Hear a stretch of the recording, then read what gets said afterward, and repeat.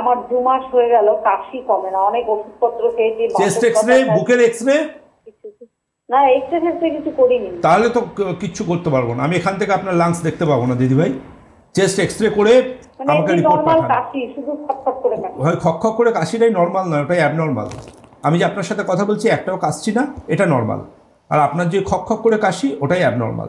জানবেন সুস্থতার বাইরে যা কিছু সেটাই অ্যাবনর্মাল। 2 মাসের উপর কাশি, আমরা 3 সপ্তাহের উপর কাশিকেই বলি চেস্ট এক্সরে করাতে, ইমিডিয়েট বেসিসে ম্যানটক্স করতে।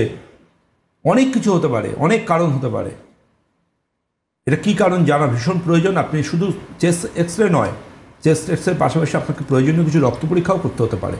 আপনি এক্সরেটা করে রিপোর্টটা পাঠান, পরবর্তী অ্যাডভাইস করবো। এক্সপার্ট টিমের সাথে কথা বলুন প্রত্যেক দিন সকাল 11টা থেকে সন্ধ্যে 6টার মধ্যে হোয়াটসঅ্যাপের মাধ্যমে। আচ্ছা, চেস্ট এক্সরেটা বলে দিই, পস্টেরিয়র অ্যান্টেরিয়র ভিউ অর্থাৎ পিএ ভিউ। পিএ ভিউতে আপনি এক্সরেটা করে পাঠাবেন। ফিল্মটার ছবি নেবেন, আলোয় ধরবেন, ছবিটা তুলবেন, ফোনে স্ট্রেট পাঠিয়ে দেবেন।